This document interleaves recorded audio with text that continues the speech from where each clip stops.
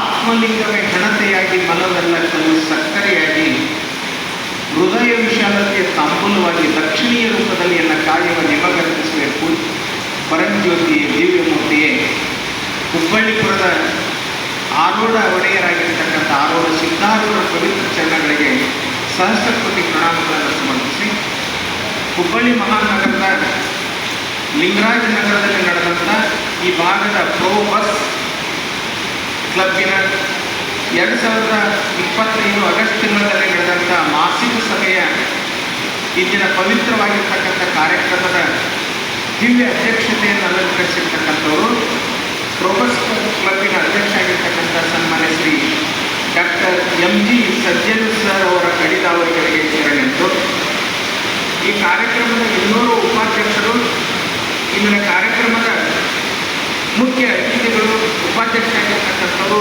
ನನ್ನನ್ನು ಅಷ್ಟು ಅಲ್ಲದಿದ್ದರೂ ಸಹಿತ ಭಾಳ ಮನಪೂರ್ವಕವಾಗಿ ನನ್ನನ್ನು ನಿಮಗೆ ಪರಿಚಯ ಮಾಡಿಕೊಟ್ಟಿರ್ತಕ್ಕಂಥ ಹಿರಿಯರಾಗಿರ್ತಕ್ಕಂಥ ಶ್ರೀ SR ಅಂಕಿ ಸರ್ ಅವರ ಪವಿತ್ರ ಚರಣಗಳಿಗೆ ಶರಣೆಂದು ನನ್ನನ್ನು ಇಲ್ಲಿ ಮಾತನಾಡಲಿಕ್ಕೆ ಅನುವು ಮಾಡಿಕೊಟ್ಟಿರ್ತಕ್ಕಂಥವರು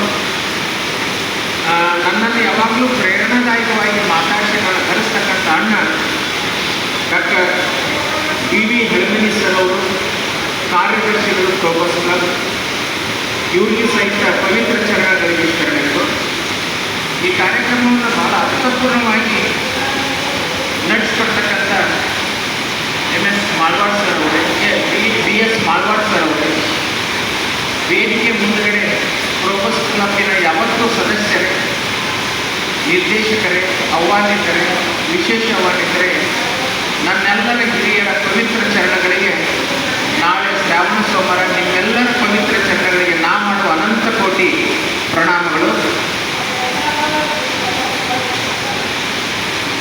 ಇವತ್ತಿನ ಕಾರ್ಯಕ್ರಮದಲ್ಲಿ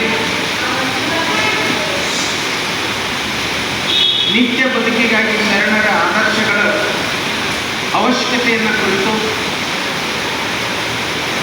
ನಾವಲ್ಲಿ ಈ ಕಾರ್ಯಕ್ರಮದಲ್ಲಿ 4 ಮಾತುಗಳನ್ನು ಚಿಂತನ ಮಂಥನ ಮಾಡತಕ್ಕಂಥ ಒಂದು ಪರ್ವ ಕಾಲದಲ್ಲಿ ನಾವೆಲ್ಲ ಇದ್ದೀವಿ. ಶರಣರು ಅಂದರೆ ಯಾರು? ನಿತ್ಯ ಬದುಕಿಗಾಗಿ ಶರಣರ ಆದರ್ಶಗಳ ಅವಶ್ಯಕತೆ ಅಂದರೆ ಶರಣರು ಅಂದರೆ ಯಾರು?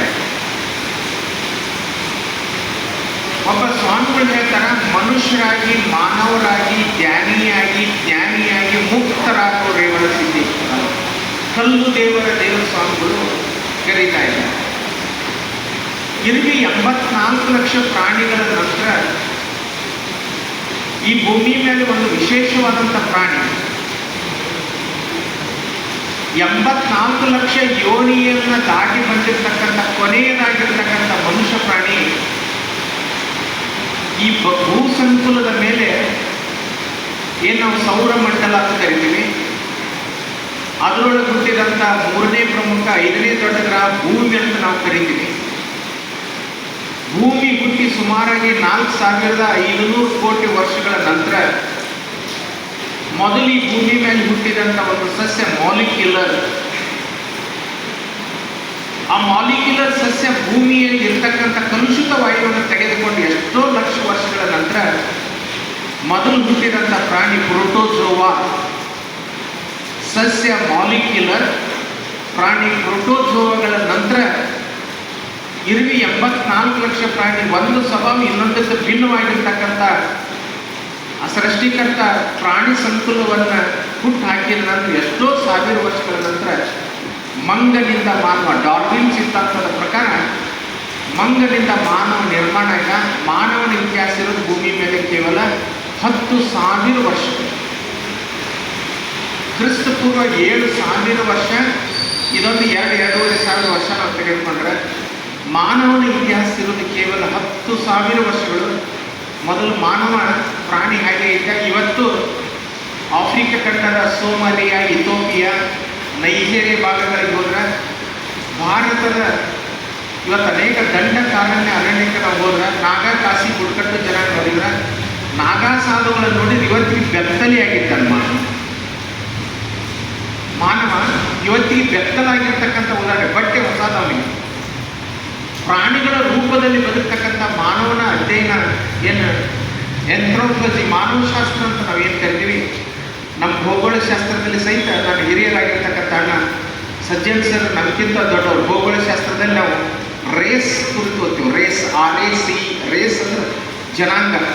ಕಾಕಸೈಡ್, ಮಂಗೋಲೈಟ್ಸ್, ಡಿಪ್ರಾಯ್ಡ್ಸ್ ಇವನ್ನೆಲ್ಲ ಜನಾಂಗವನ್ನು ನೋಡಿದ ನಂತರ ಈ ಎಲ್ಲ ಜನಾಂಗಗಳ ನಂತರದಲ್ಲಿ ಬುದ್ಧಿ ಇರ್ತಕ್ಕಂಥ ಒಬ್ಬ ಮನುಷ್ಯ ಉಳಿದ ಪ್ರಾಣಿಗಳು ನಮ್ಮ ಹಾಗೆ ಬಟ್ಟೆ ಹಾಕಿಲ್ಲ.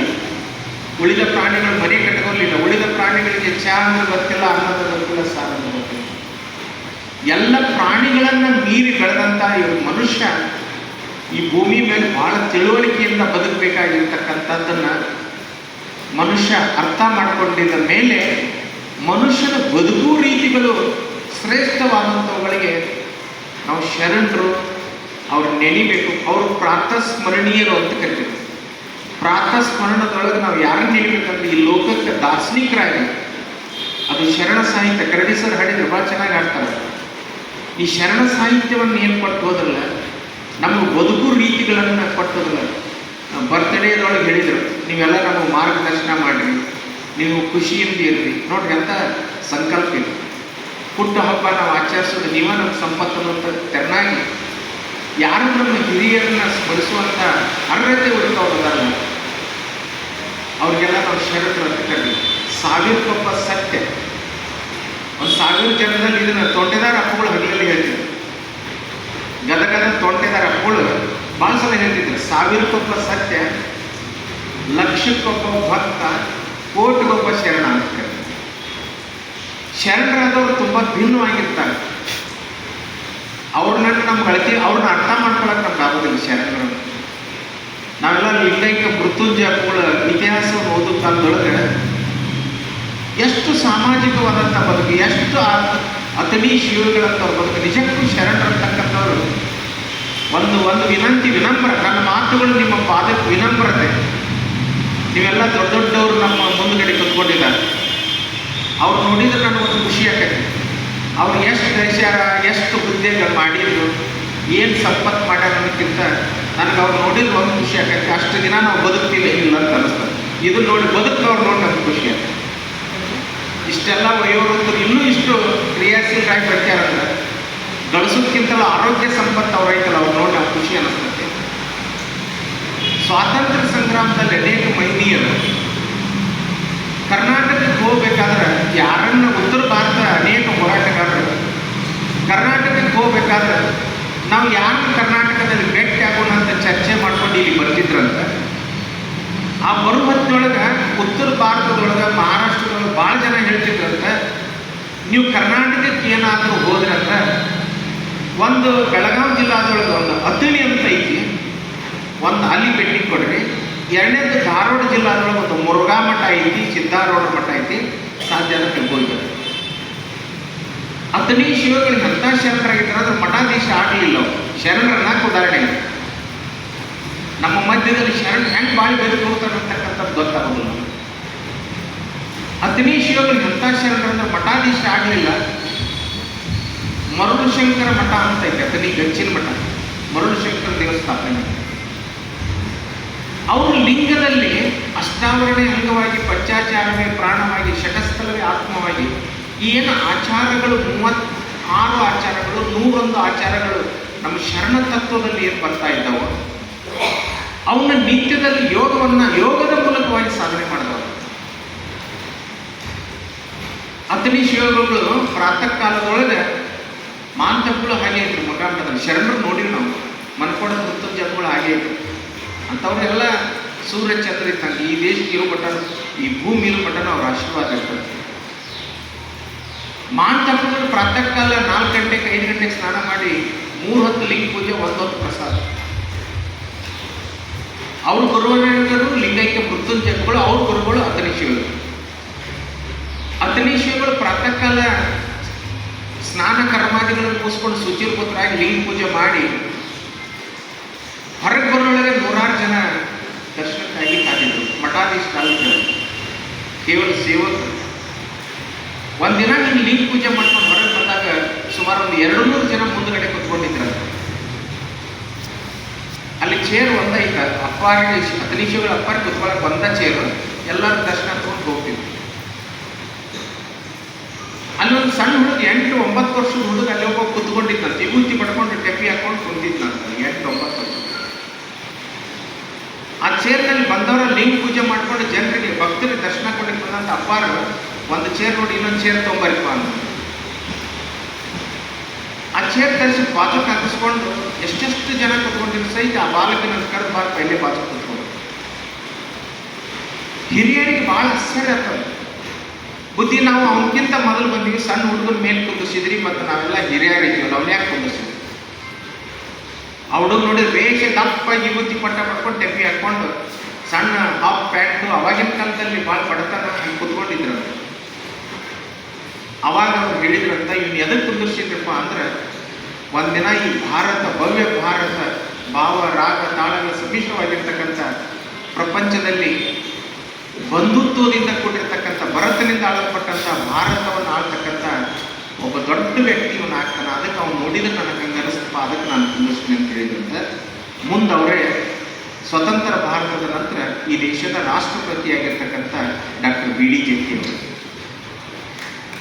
ಬಿ ಡಿ ಜಗ್ಗಿಯವರು ರಾಷ್ಟ್ರಪತಿ ಆಗಬೇಕಾದ್ರೆ ಸಾಕಷ್ಟು ಸವಾಲುಗಳು ಬಂದಾಗ ಅವ್ರು ಅಂದ್ಕೊಂಡಿದ್ರಂತ, ನನಗೆ ಅತನಿ ಶಿವಗಳ ಅಪ್ಪರ ಆಶೀರ್ವಾದ ಐತಿ, ಅದು ಸತ್ತಿದ್ರಾಗಲಿ ಇಲ್ಲಿಗೆ ನಾನು ಯಾಕೆ ತಲೆ ಕೆಡಿಸ್ಕೊಳ್ಳಿ ಅಂತೇಳಿ ತಿಳ್ಕೊಂಡು ಅಂದಿನ ಕಾಲದಲ್ಲಿ ಬಸವ ತತ್ವವನ್ನು ಹುಟ್ಟಾಕಿ ನಂತರ ಅವ್ರ ಮಗ ಆಗಿರ್ತಕ್ಕಂಥ ಅರವಿಂದ್ ಜಗ್ಗಿಯವರು ಸಹಿತ ಇವತ್ತು ಬಸವ ಪಥವನ್ನು ಶರಣರತಕ್ಕಂಥವ್ರು ಅವ್ರ ಪಾದದೊಳಗೆ ಎಂಥ ಪುಣ್ಯ ಇರ್ತಕ್ಕಂಥ ನಮ್ಗೆ ಹೇಳ್ತಾರೆ.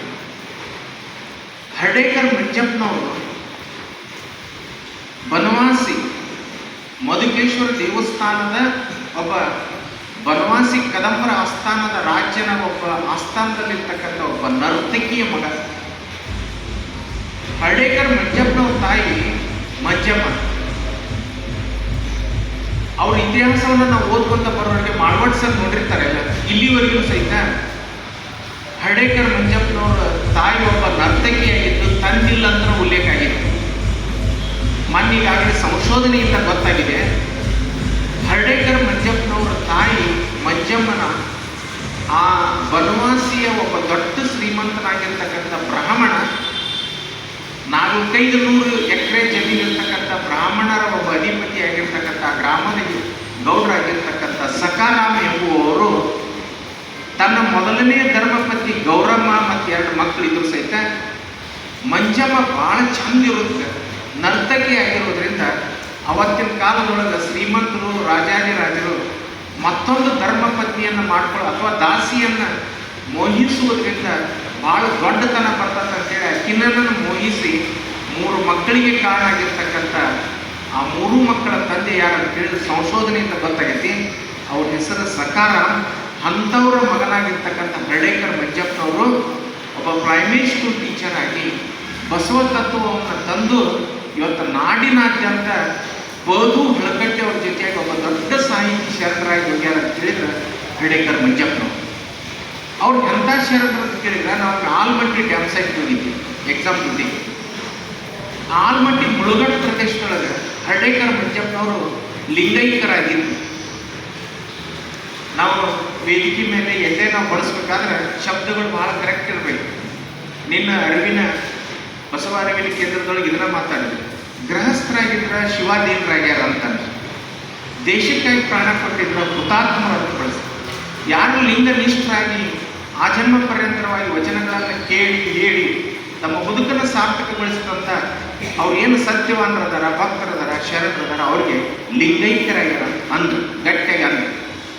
ಹರ್ಡೇಕರ್ ಮಂಜಪ್ಪನವರು ನಾವು ನೋಡಿವಿ ಅಂದ್ರೆ ಆಲ್ಮಟ್ಟಿ ಡ್ಯಾಮ್ ಸೈಟ್ ಹತ್ತಿರ ಮುಳುಗಡೆ ಆಗ್ತಕ್ಕಂಥ ಅವರು ದಫನ ಮಾಡಿದಂಥ ಹರ್ಡೇಕರ್ ಮಂಜಪ್ಪನವ್ರನ್ನ ದಫನ ಮಾಡಿದ್ರು ಆಲ್ಮಟ್ಟಿ ಡ್ಯಾಮ್ ಸೈಟ್ನಲ್ಲಿ. ಮುಂದೆ ಮುಳುಗಡೆ ಪ್ರದೇಶ ಆಗುವ ಹೊತ್ತಿನೊಳಗೆ ಆ ಜನರೆಲ್ಲ ಕೂಡಿ ಒಂದು ವರದಿ ಕೊಟ್ಟರು, ಮುಚ್ಚಳಿಕೆ ಕೊಟ್ಟರು ಸರ್ಕಾರ. SM ಜಾಮದಾರ್ ಅವರು ಅದಕ್ಕೆ ಪ್ರಾಧಿಕಾರದ ಅಧ್ಯಕ್ಷರಾಗಿದ್ದಾರೆ. ಇಲ್ಲ, ಇಲ್ಲಿ ಮಹಾಶರಣರಾಗಿರ್ತಕ್ಕಂಥ ಹರ್ಡೇಕರ್ ಮಂಜಪ್ಪನವ್ರನ್ನ ಇಲ್ಲಿ ದಫನ್ ಮಾಡಿವಿ, ಮತ್ತು ನೀವು ಡ್ಯಾಮ್ ಕಟ್ಟಿದ್ರೆ ಸುಮಾರು 80 ಕಿಲೋಮೀಟರ್ ನೀರು ಒತ್ತೇರಿ ನಿಲ್ತದೆ. ಆ ಮಂಜಪ್ಪನವ್ರು ದಫನ ಮಾಡಿದಂಥ ಮುಳುಗಡೆ, ಆ ದಫನ ಮಾಡಿದಂಥ ಸ್ಥಳ ಮುಳುಗಡೆ ಆಗತ್ತೆ, ಅದನ್ನು ದಯಮಾಡಿ ನಾವು ತೆಗೆದು ಎತ್ತರ ಪ್ರದೇಶದೊಳಗೆ ಅವ್ರದ್ದು ಸ್ಮಾರಕ ಮಾಡ್ತೀವಿ ಅಂತ ಮುಚ್ಚಳಿಕೆ ಕೊಟ್ಟರು. ಅವಾಗ SM ಜಾಮದಾರ್ ಅವರು ಅದಕ್ಕೆ ಅನುಕೂಲ ಮಾಡಿಕೊಟ್ಟು ಹರ್ಡೇಕರ್ ಮಂಜಪ್ಪನವರು ದಫನ ಮಾಡಿದಂಥದ್ದನ್ನು ತೆಗೆದು ಬೇರೆ ಕಡೆ ಸ್ಮಾರಕ ಮಾಡೋದ್ರೊಳಗೆ ಹರ್ಡೇಕರ್ ಮಂಜಪ್ಪನವ್ರು ದಫನ ಮಾಡಿದ್ದು ಅಗದು ನೋಡಿದ್ರೆ ಎಲ್ವಿನ್ ಹಂದ್ರ ಇತ್ತಂತ. ಆ ಎಲ್ವಿನ್ ಹಂದ್ರಕ್ಕೆ ಒಂದು ಶಿವದಾರ್ ಇತ್ತಂತ, ಕೆಳಗೆ ಗುನ್ಗಡಿಗೆ ಇತ್ತಂತ. ಗುನ್ಗಡಿಗೆ ತೆಗೆದು ನೋಡಿದ್ರೆ ಈಗ ಸದ್ಯ ಪೂಜೆ ಆಗೇದ್ರ ಅನ್ನೋ ಗತಿ ಅಷ್ಟು ಸ್ವಚ್ಛ ಆದಂಥದ್ದು ಲಿಂಗ ಗುನ್ಗಡಿಗೆ ಒಳಗೆ ಇತ್ತಂತ. ಅವರು ದಫನ ಮಾಡಿದ 30 ವರ್ಷದ ಮೇಲೇನು ಹರ್ಡೇಕರ್ ಮಂಜಪ್ಪನವ್ರ ಲಿಂಗ ಪೂಜೆ ಆಗೈತೆ ಅಂತಂದ್ರೆ ಇದು ಊಹೆ ಅಲ್ಲ. ಇದು ನೋಡಿದವರು ನಮ್ಮ ಡಾಕ್ಟರ್ ಇವರು GB ಹಳ್ಯಾರ್ ಸರ್ ಬಸು ಕೇಂದ್ರದವರು ಅವ್ರು ಹೇಳಿದ್ರು, ಸ್ವತಃ ನಾವು ನೋಡಿವಿ. ಲಿಂಗ ಈ ಪೂಜೆ ಆಗಿತ್ತು ಅನ್ನೋರು ಕರ್ನಾಟಕ ಇತ್ತು ಅಂತ ಹೇಳಿದ್ರೆ ಇವ್ರಿಗೆಲ್ಲರಿಗೆ ನಾವು ಏನಂತ ಕರಿತೀವಿ ಅಂದ್ರೆ ಶರಣರು. ಅವ್ರು ನಡೆದಂಥ ದಾರಿ ಬಹಳ ಅರ್ಥಪೂರ್ಣವಾಗಿರ್ತಕ್ಕಂಥ ದಾರಿ. ಆರೋಢ ಸಿದ್ಧಾರೂಢರು ಕಡ್ಕೊಳ್ಳಿ ಮಡಿವಾಳ ಅವ್ರ ಜೀವನ ಚರಿತ್ರೆಗಳು ಇಲ್ಲೇ ಬರ್ತದೆ. ನಿಜಕ್ಕೂ ಬಹುಸಂಖ್ಯಾತರು ನಾವು ಸಿದ್ಧಾರೂಢರ ಮಠಕ್ಕೆ ಹೋದಾಗ ಶರಣರಂದ್ರೆ ಇವರೇ ನಮ್ಮ ಸುತ್ತಮುತ್ತಲು ಇರ್ತಕ್ಕಂಥ ನಾವು ಅವ್ರ ಸಾಹಿತ್ಯವನ್ನು ಓದ್ತೀವಿ. ಬಸವಾದಿ ಶರಣರು ಅವರು ಕೊಟ್ಟಂಥ ಸಾಹಿತ್ಯ ಅಂತೂ ಬಹುಶಃ ಇವತ್ತು ಇಂದಿನ ಸರ್ಕಾರ ಬಸವಣ್ಣವರು ಕೇವಲ ಕರ್ನಾಟಕದ ಸಾಂಸ್ಕೃತಿಕ ನಾಯಕ ಅಂತ ಈಗ ಸದ್ಯ ಒಪ್ಕೊಂಡ್ರೆ, ಏನಾದರೂ ವಿಶ್ವಸಂಸ್ಥೆಯವರು ಬಸವಣ್ಣವ್ರ ಸಾಹಿತ್ಯವನ್ನು ಓದಿದ್ರೆ ಕೇವಲ ಕರ್ನಾಟಕಕ್ಕೆ ಸಾಂಸ್ಕೃತಿಕ ನಾಯಕ ಅಲ್ಲ, ಬಸವಣ್ಣವರು ಜಾಗತಿಕ ಸಾಂಸ್ಕೃತಿಕ ನಾಯಕ. ಕಾಣಿನಂತ ಹೇಳಿದ್ರೆ ಒಬ್ಬ ಬಿಜ್ಜಳನ ಆಸ್ಥಾನದಲ್ಲಿ ಕಳುಚೂರಿ ರಾಜ್ಯನಾಗಿರ್ತಕ್ಕಂಥ ಬಿಜ್ಜಳನ ಆಸ್ಥಾನದಲ್ಲಿರ್ತಕ್ಕಂಥ ಮಂತ್ರಿಯಾಗಿರ್ತಕ್ಕಂಥ ಬಸವಾದಿ ಶರಣರು ಇಂಥ ಒಂದು ಕಲ್ಯಾಣವನ್ನು ಕಟ್ಟಿಕೊಂಡು ಮಹಾಮನಿಯನ್ನು ಕಟ್ಟಿಕೊಂಡು ಜ್ಞಾನದ ಆಗರವೇ ಆಗಿರ್ತಕ್ಕಂಥ ಅದರ ಸುಮ್ನಿ ಸಿಂಹಾಸನಾಧೀಶ್ವರಾಗಿರ್ತಕ್ಕಂಥ ಪ್ರಭುಲಿಂಗ ಲೀಲೆ ಅಂದ್ರೆ ಅಲ್ಲನ್ನು ಪ್ರಭುಗಳನ್ನು ಅಧ್ಯಕ್ಷ ಮಾಡಿಕೊಂಡು 770 ಶರಣರ ಅಮರಗಣಂಗಗಳು ಕೂಡ್ಕೊಂಡು ಇಂಥ ವಚನ ಸಾಹಿತ್ಯವನ್ನು ಕೊಟ್ಟರೆ ಅಂತ ಕೇಳಿದ್ರೆ 850ರಿಂದ 900 ವರ್ಷಗಳ ಕಾಲದವರೆಗೆ ಅವರು ಶರಣರ ವಚನಗಳನ್ನು ಓದ್ತೀವಿ ಅಂದ್ರೆ ನಿಜಕ್ಕೂ ಅವರು ಶರಣರಾಗಿದ್ದರು. ಶರಣರಾಗೋದು ಎಲ್ಲಿಂದ ಸಾಧ್ಯತೆ ಐತೆ ಅಂತ ಕೇಳಿದ್ರೆ ನಿಜಕ್ಕೂ ನಾವು 3 ಕರಿತೀವಿ ಶರಣರ ಬದುಕಿನಲ್ಲಿ: ಅರಿವು, ಆಚಾರ, ಅನುಭವ. ಈ ಅನುಸಂಧಾನ ಅಂತ ಕರಿತೀವಿ. ನಮ್ಮ ಹಿರಿಯರು ಕೂತ್ಕೊಂಡಾರಲ್ಲ, ಅವ್ರು ನೋಡಿ ನನಗೆ ಅಷ್ಟು ಗೌರವ ಅನಿಸ್ತು. ಅವ್ರು ಬದುಕಿದಂಥ ಇವತ್ತು ನಮ್ಮ ಮುಂದಿಷ್ಟು ಆರೋಗ್ಯಕರವಾಗಿ ಕೊಡ್ತಾರಂದ್ರೆ ಆರೋಗ್ಯಕರವಾದಂಥ ಆಲೋಚನೆಯಿಂದ ಬರ್ತಾರೆ. ಅರಿವು ಅಂದ್ರೆ ಏನಂದ್ರೆ ಯಾವಾಗಲೂ ಜೀವನದೊಳಗೆ ಮನುಷ್ಯ ಅಂತ ಅನಿಸ್ಕೋಬೇಕಾದ್ರೆ ಅವನಿಗೆ ಅರಿವು ಬೇಕಾಗ್ತದೆ. DVG ಅವರು ಅದನ್ನೇ ಹೇಳ್ತಾರೆ, ಜನನದಿಂದ ಹಿಂದೇನು ನಾವೆಲ್ಲ ಹುಟ್ಟಿ ಇಲ್ಲಿ ಕುಂತೀವಲ್ಲ, ಇಷ್ಟೆಷ್ಟು ವಯಸ್ಸಾಗಿ ಕುಟುಂಬ ಆಗಿ ಮಕ್ಕಳಾಗಿ ಮೊಮ್ಮಕ್ಕಳಾಗಿ ನಾವು ಕುಂತೀವಲ್ಲ, ಹೋದ ಜನ್ಮದೊಳಗೆ ನಾವು ಏನಾಗಿದ್ವಿ, ಎಷ್ಟು ಟೈಮ್ ಅದನ್ನು ನಾವು ಒಮ್ಮೆ ವಿಚಾರ ಮಾಡುತ್ತೇವೆ. ಜನನದಿಂದ ಹಿಂದೇನು, ಮರಣದಿಂದ ಮುಂದೇನು, ಇಲ್ಲದಂಗೆ ಆಗ್ತೀವಿ. ಒಂದೇನ ನಾವು ಇಲ್ಲದಂಗೆ ಆಗ್ತೀವಿ. ಬದುಕು ಅಂತ್ಯಗೊಳ್ಳಲೇಬೇಕು. ಈ ಭೂಮಿ ಮೇಲೆ ವಿಷಯ ಏನಂತ ಕೇಳಿದ್ರೆ ಹುಟ್ಟು ಎಷ್ಟು ಸತ್ಯವೋ ಕೊನೆಗೆ ಅಂತ್ಯನೂ ಅಷ್ಟೇ ಸತ್ಯ. ಯಾರು ಶರಣರ ಉಳಿದಿಲ್ಲ. ಅಮಾವಾಸ್ಯೆ ದಿನ ಚಂದ್ರನ ದರ್ಶನ ಮಾಡಿದಂಥ ಸಂತ ಶಿಷ್ಣಾಳ ಶ್ರೀಗಳು ಉಳಿದಿಲ್ಲ. ಸಿದ್ಧಾರೂಢರ ಮಠಗಳು ಇವತ್ತು ಕರ್ನಾಟಕ, ಮಹಾರಾಷ್ಟ್ರ, ಭಾರತದಲ್ಲಿ 3000 ಮಠಗಳು ಸಿದ್ಧಾರೂಢ ಮಠಗಳು. ಸಿದ್ಧಾರೂಢರೇ ಉಳಿದಿಲ್ಲ. ಅವರ ತತ್ವ, ಆರೋಢ ತತ್ವ ಉಳ್ಕೊಂಡಿಲ್ಲ. ಯಾವ ಶರಣರು ಉಳಿದಿಲ್ಲ. ಯೇಸು ಉಳಿದಿಲ್ಲ, ಪೈಗಂಬರ್ ಉಳಿದಿಲ್ಲ, ಯಾರು ಉಳಿದಿಲ್ಲ. ಬಸವಣ್ಣವ್ರಂತೂ ಇನ್ನೂ ಬೇಗನೆ ಅಟ್ಟಿಸ್ಕೊಂಡವ್ರು. ಸಾಮಾಜಿಕ ಕ್ರಾಂತಿ ಸಮತಾವಾದವನ್ನು ತಂದಿದ್ದಕ್ಕಾಗಿ ಬಸವಣ್ಣವ್ರನ್ನ ಇನ್ನೂ ಅಟ್ಟಿಸ್ಕೊಂಡು ದೌಡ್ಬೋದು. ಮರಣದಿಂದ ಮುಂದೇನು ಒಬ್ಬರ ಕುಂತು ನಾವು ವಿಚಾರ ಮಾಡೋಣ. ಜನನದಿಂದ ಗೋಚರದಾಗ ಏನಾಗಿದ್ವಿ, ಜನನದಿಂದ ಹಿಂದೇನು, ಮರಣದಿಂದ ಮುಂದೇನು. ಒಂದಿನ ಇಲ್ದಂಗೆ ನಾವು ಹಾಕಿವಲ್ಲ, ಏನಾಗ್ತೀವಿ ನಾವು? ಮರಣದಿಂದ ಮುಂದೇನು, ಹೋಗಿ ಬಂದವರಿಲ್ಲ, ವರದಿ ತಂದವರಿಲ್ಲ, ಧರೆಗೆ ಯೋಗ್ಯವಾಗಿ ಬದುಕಿದವನೇ ಮಂಕುತಿಮ್ಮ. ಹೋದ ಜನ್ಮದಾಗ ನಾವು ಏನಾಗಿವ ಅನ್ನೋದು ಗೊತ್ತಿಲ್ಲ, ಮುಂದಿನ ಜನ್ಮದಾಗ ನಾವು ಏನಾಗಿವ ಅನ್ನೋದು ಗೊತ್ತಿಲ್ಲ. ಆದ್ರೆ ಅರ್ಥಪೂರ್ಣ ಬದುಕು ಯಾವ್ದಂತ ಕೇಳಿದ್ರೆ ಈ ಜನ್ಮದೊಳಗೆ ಬಹಳ ಅರಿವಿನಿಂದ ನಡೀತಕ್ಕಂಥದ್ದು. ಬಹಳ ಅರಿವಿನಿಂದ. ಅರಿವು ಅಂತಕ್ಕಂಥದ್ದು ಅರಿವೇ ಗುರು ಅಂತ ಕರಿತೀವಿ ನಾವು. ಗುರುಲಿಂಗ ಜಂಗಮ ಅಂದ್ರೆ ಗುರು ಅಂದ್ರೆ ಅರಿವು. ಬಸವಣ್ಣವ್ರು ಭಾಳ ಒತ್ತು ಕೊಟ್ಟು ಹೇಳಿದ್ರು, ಯಾರಿಗೂ ಗುರುಗಳಿಲ್ಲ ಅಂತ ಹೇಳಿದ್ರು. ಉಳ್ಳವರು ಶಿವಾಲಯ ಮಾಡುವರಯ್ಯ, ನಾನೇನು ಮಾಡಲಿ ಬಡವನಯ್ಯ, ಎನ್ನ ಕಾಲೇ ಕಂಬ ದೇಹವೇ ದೇಗುಲ, ಶಿರವನ್ನ ಕಳಸವಯ್ಯ, ಸ್ಥಾವರ ಕಳೆ ಉಂಟು ಜಂಗಮ ಕಳವಿಲ್ಲ. ಜಂಗಮ ಅಳಿವಿಲ್ಲ ಅಂತ ಹೇಳಿದರು. ಜಂಗಮ ಅಂದ್ರೆ ಜ್ಞಾನ. ಅರಿವು ಮತ್ತು ಜಂಗಮದ ಮಧ್ಯದಲ್ಲಿ ನಾವು ಏನದೀವಲ್ಲ, ಕಾಲ ಕಂಬ ನೋಡ್ರಿ. ನಾವು ಆ್ಯಕ್ಚುಲಿ ಅಂತಂದ್ರೆ ಲಿಂಗಾಯತ ಪರಂಪರೆ ಏನು ಬರ್ತಲ್ಲ, ಇದೊಂದು ವಿಶೇಷವಾದಂಥ ಪರಂಪರೆ. ಬೌದ್ಧ, ಜೈನ, ವೈದಿಕ, ಶೈವದ ನಂತರ ಲಿಂಗ ಕಟ್ಟದವ್ರು ಎಲ್ಲರೂ ಲಿಂಗಾಯತ. ಇಲ್ಲಿ ಜಾತಿ ವ್ಯವಸ್ಥೆ ಇಲ್ಲ. ಲಿಂಗಾಯತ ಅನ್ನೋದೇ ಒಂದು ಧರ್ಮ, ಅರಿವು ಅನ್ನೋದೇ ಒಂದು ಧರ್ಮ. ಬಹುಶಃ ಇಲ್ಲಿ ನಮ್ಮ ಮುಂದ್ಗಡೆ ಕುತ್ಕೊಂತಾರ, ಹಿಂಗೆ ಸತ್ಸಂಗ ಮಾಡ್ತಾರ ಅಂತ ಕೇಳಿದ್ರೆ ಔನ್ನತ್ಯ ಮಟ್ಟದ ಅರಿವು ಉಂಟಾಗ್ಲಿಕ್ಕೆ ಸಾಧ್ಯತೆ ಇದೆ. ಬಸವಣ್ಣವ್ರು ಕರೆದ್ರು, ಕಂಚು ದೇವರೆಂದರೆ ಕಂಚು ದೇವರಲ್ಲ, ಹಿತ್ತಾಳಿ ದೇವರೆಂದರೆ ಹಿತ್ತಾಳಿ ದೇವರಲ್ಲ, ಮರ ದೇವರೆಂದರೆ ಮರ ದೇವರಲ್ಲ, ಕಾಶಿ, ಕೇದಾರ, ತಿರುಪತಿ, ಗೋಕರ್ಣದಲ್ಲಿ ದೇವರೆಂದರೆ ದೇವರಲ್ಲ, ತನ್ನ ತಾನೊಬ್ಬನರಿತೊಡೆ ತಾನೊಬ್ಬ ದೇವನಾಗ ಕಲಿಸಿ. ನಮ್ಮ ಅರಿವು ಏನೈತಲ್ಲ, ನಮ್ಮ ನೋಡಿದ ತಕ್ಷಣ ಕುಟುಂಬದಲ್ಲಿ ಆಗಲಿ ಸಮಾಜದಲ್ಲಿ ಆಗಲಿ ನಮ್ಮ ಹತ್ರ ಬರ್ಲಿಕ್ಕೆ ಅವರು ವಿಚಾರ ಮಾಡಿ ಬರಬೇಕಾಗತ್ತೆ. ನಮ್ಮ ಹತ್ರ ಅವ್ರು ವಿಚಾರ ಮಾಡಿ ಬರ್ಬೇಕಂತ ನಾವು ಏನಾದರೂ ನಿರೀಕ್ಷೆ ಇತ್ತಂದ್ರೆ ನಾವು ಬಹಳ ಜವಾಬ್ದಾರಿಯಿಂದ ಬದುಕಬೇಕು. ಗುರು ಶಿಷ್ಯ ಪರಂಪರೆ ಇಲ್ಲ ನಮ್ಮ ಸಂಸ್ಕೃತಿಯಲ್ಲಿ. ನಾ ಗುರು ಅಂತ ಅವ್ರು ಹೇಳಬಾರ್ದು, ಶಿಷ್ಯ ಕಾಲೇಜಿನೊಳಗೆ ಹೇಳಬಾರ್ದು. ನಾವು ಪ್ರಿನ್ಸಿಪಾಲ್ರು, ನಾವು ಶಿಕ್ಷಕ, ನಮ್ಮ ನೋಡಿದ್ರೆ ಅರ್ಥ ಆಗಿರ್ಬೇಕು. ನಮ್ಮ ಲಿಂಗ ಪೂಜೆ ದೇವರಂದ್ರೆ ಮಕ್ಕಳೇ, ನಮ್ಮ ಸ್ಕೂಲ್ ಕಾಲೇಜಿನಲ್ಲಿ ಇರೋ ಮಕ್ಕಳೇ ನಮಗೆ ದೇವರು. ಅನ್ನ ಕೊಟ್ಟಾಗ ಅವರಿಂದ ನಮ್ಗೆ ಅನ್ನ ಬರಬೇಕು. ನಮ್ಮ ಸಿಲೆಬಸ್ ನಮಗೆ ಮಂತ್ರ,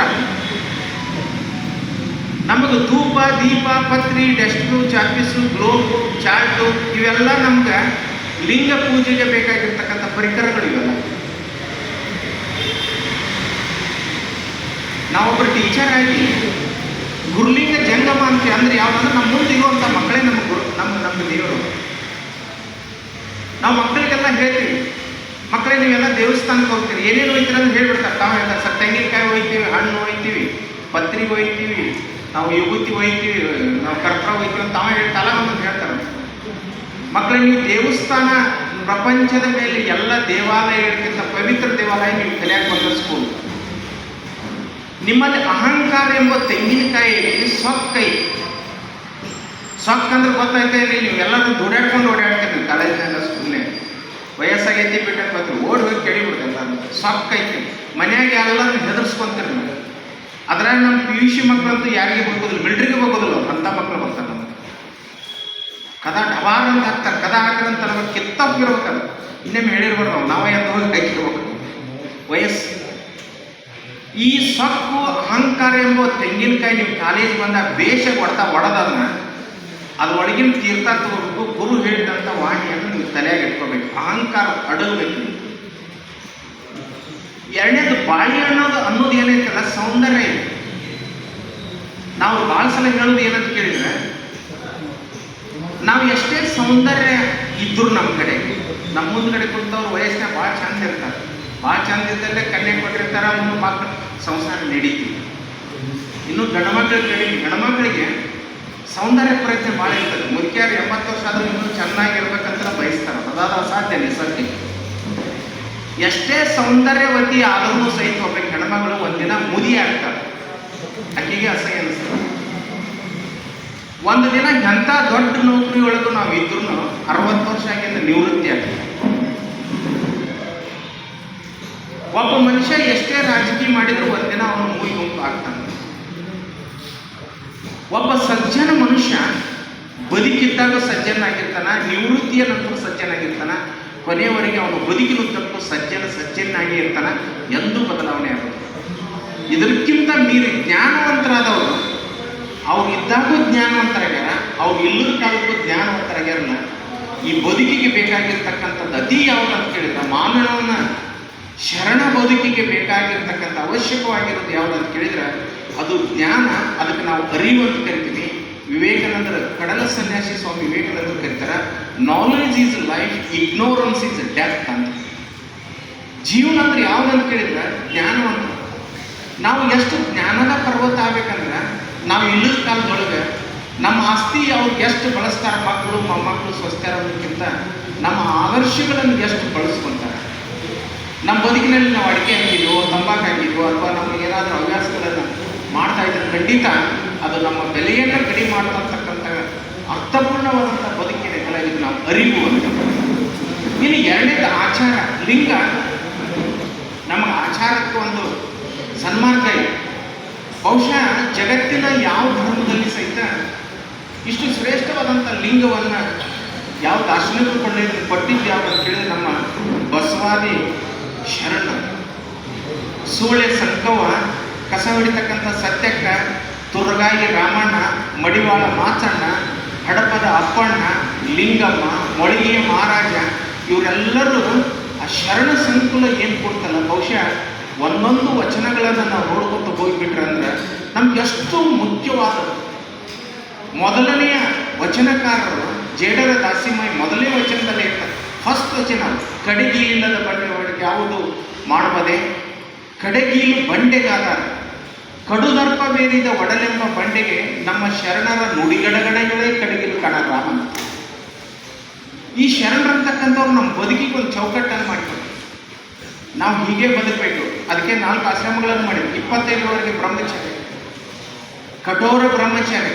ಬ್ರಹ್ಮಚಾರ್ಯಕ್ಕೆ ಬಹುಶಃ ಪ್ರಪಂಚದಲ್ಲಿ ಅತಿ ಹೆಚ್ಚು ಬ್ರಹ್ಮಚಾರ್ಯಕ್ಕೆ ಮೊದಲನೇ ರಾಷ್ಟ್ರ ಭಾರತ. ಈ ದೇಶದಲ್ಲಿ 5,000 ಋಷಿಮುನಿಗಳು ಬದುಕೋದ್ರು. ಪ್ರಾತಃ ಕಾಲ ನದಿ ತೀರದಲ್ಲಿ ಇದ್ದು ಒಂಟಿಗಾಲ ಮೇಲೆ ನಿಂತು ಮಂತ್ರಗಳನ್ನು ಪಠನೆ ಮಾಡಿ ಈ ದೇಶಕ್ಕೆ ದೊಡ್ಡದಾಗಿರ್ತಕ್ಕಂಥ ರಾಮಾಯಣ ಮತ್ತು ಮಹಾಭಾರತ, ವೇದಗಳನ್ನು, ಪುರಾಣಗಳನ್ನು, ಶಾಸ್ತ್ರಗಳನ್ನು, ಅನೇಕ ಸಾಹಿತ್ಯವನ್ನು ಕೊಟ್ಟು ಹೋಗಿರ್ತಕ್ಕಂಥ ಭವ್ಯ ಭಾರತ ಅದು ನಮ್ಮ ದೇಶ. ಇನ್ನು ಎರಡನೇದು ಅತಿ ಮುಖ್ಯವಾಗಿರ್ತಕ್ಕಂಥದ್ದು, ಈ ಜ್ಞಾನದ ಜೊತೆಯಾಗಿ ಋಷಿಮುನಿಗಳು ಕೊಡೋಕ್ಕಿಂತ ಅತಿ ಹೆಚ್ಚು ಮುಖ್ಯವಾಗಿ ನಮ್ಗೆ ವ್ಯಾಸ ಮಹರ್ಷಿಗಳು, ವಶಿಷ್ಠ ಮಹರ್ಷಿಗಳು ರಾಮಾಯಣ ಮತ್ತು ಮಹಾಭಾರತ ಅಂತವುಗಳನ್ನು ಕೊಟ್ಟು ನಮ್ಮಲ್ಲಿ ಕನಸುಗಳು, ಇವತ್ತಿಗೆ ಕನಸುಗಳು. ಸ್ವಾತಂತ್ರ್ಯ ಭಾರತದ ನಂತರ ನಿನ್ನೆ ದಿನ ನಾವು 79 ವರ್ಷಗಳ ಸಾಧನೆಯನ್ನು ಮಾಡಿದರೂ ಸಹಿತ ನಮ್ಮ ಕನಸುಗಳು ಅನೇಕ ಕನಸುಗಳಾಗಿ ಉಳಿದಿದ್ದಾವೆ. ಉದಾಹರಣೆ, ರಾಮರಾಜ್ಯದ ಕಲ್ಪನೆ ಇತ್ತು ನಮ್ಮಲ್ಲಿ. ಕ್ರಿಸ್ತಪೂರ್ವ ರಾಮ ಬದುಕಿದ್ದು, ವಾಲ್ಮೀಕಿ ಮಹರ್ಷಿಗಳು ಬದುಕಿದ್ದು ಕ್ರಿಸ್ತಪೂರ್ವ 3000 ವರ್ಷಗಳಿಂದ. ಅಂದ್ರೆ ರಾಮಾಯಣ ನಾವು ಓದಿಕ್ಕೆ 5000 ವರ್ಷಗಳಾಯಿತು. ರಾಮರಾಜ್ಯದ ಕಲ್ಪನೆಗಳಿತ್ತು. ನಂತರ 12ನೇ ಶತಮಾನದಲ್ಲಿ ಕಲ್ಯಾಣ ರಾಜ್ಯದಲ್ಲಿ, ಅದು ಕರ್ನಾಟಕ, ಕನ್ನಡ ಭಾಷೆ ಪ್ರಪಂಚದಲ್ಲಿ 5,000 ಭಾಷೆಗಳಲ್ಲಿ 13ನೇ ದೊಡ್ಡ ಭಾಷೆ. ಇದಕ್ಕೆ ನಾವು ದೇವ ಭಾಷೆ ಅಂತ ಕರೀತೀವಿ. ಕನ್ನಡ ದೇವರಿಗೆ ಕನ್ನಡದ ವಚನ ಸಾಹಿತ್ಯವನ್ನು ಕಲಿಸಿದಂಥ ಭಾಷೆ. ಕನ್ನಡ ನಾಡಿನೊಳಗೆ ನಾವೆಲ್ಲ ಹುಟ್ಟಬೇಕಾದ್ರೆ ಪ್ರಪಂಚದಲ್ಲಿ ಭಾರತವು ಹೇಗೆ ಮುಖ್ಯವೋ ಭಾರತದಲ್ಲಿ ಕರ್ನಾಟಕವು ಹಾಗೆ ಮುಖ್ಯ ಆಗಿದೆ. ಶರಣರ ಬದುಕಿನಲ್ಲಿ ನಾವು ಪಡ್ಕೊಂಡಿರ್ತಕ್ಕಂಥ ವಚನ ಸಾಹಿತ್ಯ. ನಾನು ಒಂದು ವಿಜ್ಞಾಪನೆ ಹಿರಿಯರು ನಿಮ್ಗೆ ವಿನಂತಿ, ವಿನಮ್ರ ಅಂತ ಹೇಳ್ಬಿಟ್ಟೆ. ನಾನು ಯಾವುದನ್ನು ಹೇಳಿಕ್ಕೆ ಇಷ್ಟಪಡೋದಿಲ್ಲ. ನಿಮ್ಮಲ್ಲಿ ವಿನಮ್ರ ಏನು ಅಂತ ಕೇಳಿದ್ರೆ, ಈ ಭಾರತಕ್ಕೆ 2 ಕಣ್ಣರು, ಒಂದು ಸತ್ಯ, ಇನ್ನೊಂದು ಜ್ಞಾನ. ಇವೆರಡು ಯಾವಾಗ ನೆನಪಿಟ್ಕೋಬೇಕು. ಪ್ರಪಂಚದ ಬಹುರಾಷ್ಟ್ರಗಳ ಧ್ಯೇಯವಾಕ್ಯ ಬೇರೆದಿದ್ರೆ ಭಾರತದ ಧ್ಯೇಯವಾಕ್ಯ ಋಷಿಮುನಿಗಳು ಕೊಟ್ಟು ಹೋಗಿದ್ದು ಸತ್ಯಮೇವ ಜಯತಿ. ಸತ್ಯದ ಕೊಟ್ಟೆಗೆ ಶಿಸ್ತುನೈತಿ. ನಮ್ಮ ಹಿರಿಯರು ಇಲ್ಲಿ ಕುತ್ಕೊಂಡಿದ್ದು ನೋಡಿದ್ರೆ ನಮ್ಗೆ ಅನಿಸ್ತದೆ, ಇಷ್ಟು ವಯಸ್ಸಿನಲ್ಲಿ ಎಷ್ಟು ಆರೋಗ್ಯಕರವಾಗಿರ್ತಕ್ಕಂಥ ಶಿಸ್ತಿನ, ಸತ್ಯದ ಹಿಂದ್ಗಡೆ ಒಂದು ನಾಣ್ಯದ 2 ಮುಖ ಶಿಸ್ತು. ಒಂದು ಸತ್ಯಮೇವ ಜಯತೆ, ಎರಡನೇದು ಜ್ಞಾನ. ಅಲ್ಲಂ ಪ್ರಭುಗಳು ಕರೆದರು, ಹೇಮ ನಿನ್ನದಲ್ಲ, ಹೇಮಂತ ಬಂಗಾರ, ಹೇಮ ನಿನ್ನದಲ್ಲ, ಭೂಮಿ ನಿನ್ನದಲ್ಲ, ಕಾಮಿನಿಯೂ ನಿನ್ನವಳಲ್ಲ. ಕಾಮ್ ಅಂದ್ರೆ ಆಸೆ. ಒಂದು ಪೆನ್ ಇದ್ದಾಗ, ಯಾವ್ದೋ ಕಡೆ ಒಂದು ಪೆನ್ ಇದ್ದಾಗ ಆ ಪೆನ್ನನ್ನು ಆಸೆ ಪಡೋದು ಕಾಮ. ಅವ್ರು ಕೊಡುದಿಲ್ಲ ಅಂತ ಕ್ರೋಧ. ಆ ಪೆನ್ನನ್ನು ಅವ್ರು ಕೊಡುದಿಲ್ಲ ಅಂತ ಕ್ರೋಧ. ಅಂತ ಪೆನ್ ನನ್ನ ಕಡೆ ಇತ್ತಂದ್ರೆ ಲೋಭ.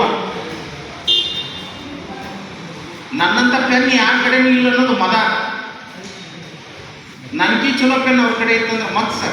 ಕಾಮ, ಕ್ರೋಧ, ಲೋಭ, ಮೋಹ, ಮದ, ಮತ್ಸರಗಳು ಇದಕ್ಕೆಲ್ಲ ಮೊದಲೇದು ಯಾವುದಾದ್ರು ಕಾಮ. ಅದಕ್ಕೆ ಜೈನ ಮುನಿಗಳು ನಿರ್ವಾಣ ಪದ್ಧತಿಯನ್ನು ತಂದರು. ಬಹುಶಃ ನಮ್ಮ ಲಿಂಗಾಯತ ಧರ್ಮದಲ್ಲಿ ನಾವು ಅದನ್ನು ಬೇರೆ ಅರ್ಥ ಮಾಡ್ಕೊಳ್ತೀವಿ. ಜೈನ ಧರ್ಮದಲ್ಲಿ